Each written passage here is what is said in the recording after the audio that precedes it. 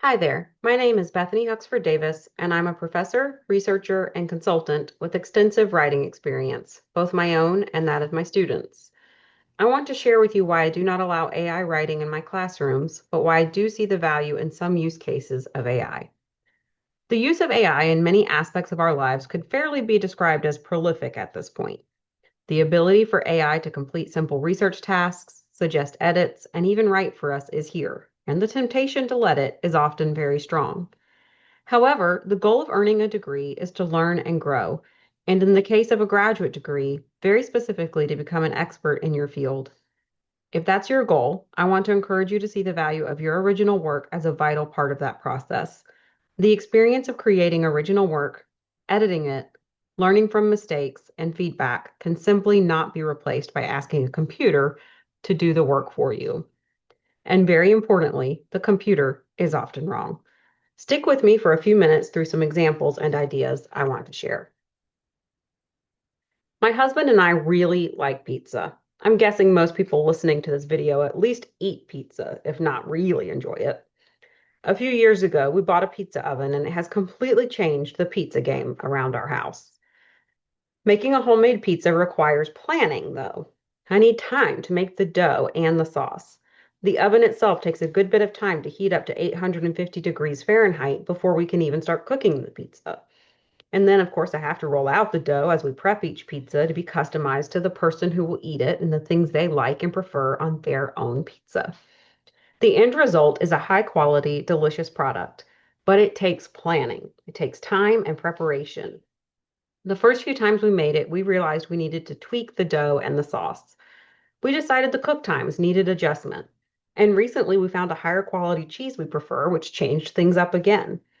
Each time we attempt the pizza, we think on it and adjust as needed for the next go. It is a process, but the end product is very rewarding and delicious if we do say so ourselves. And sometimes we honestly just don't have the time to pull this all together. We love to host friends and family for meals, and our pizza night has become a popular choice. But if I'm hosting my family for pizza night and I run out of time, I could order delivery. Could take that shortcut or even microwave some frozen pizzas, right? I mean, sure, I could.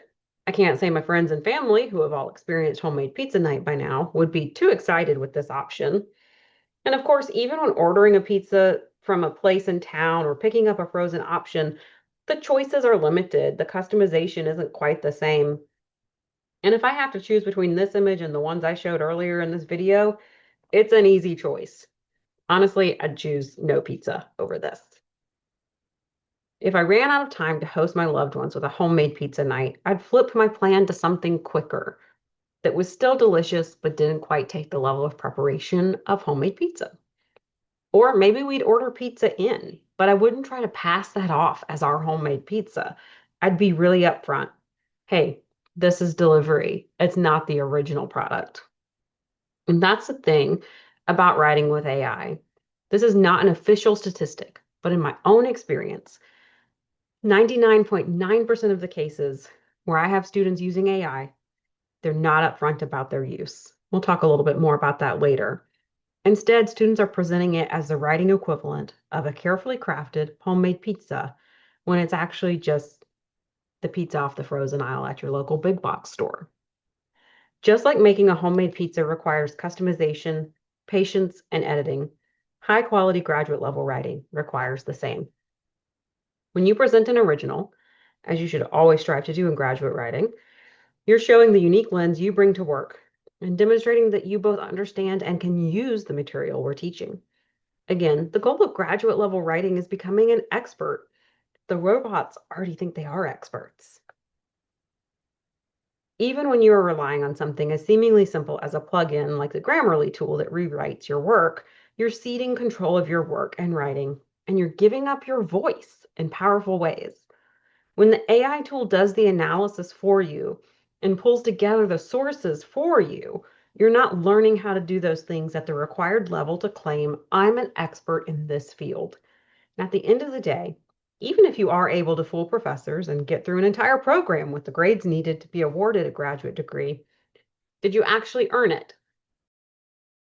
There are many, many flags to instructors that AI has been used.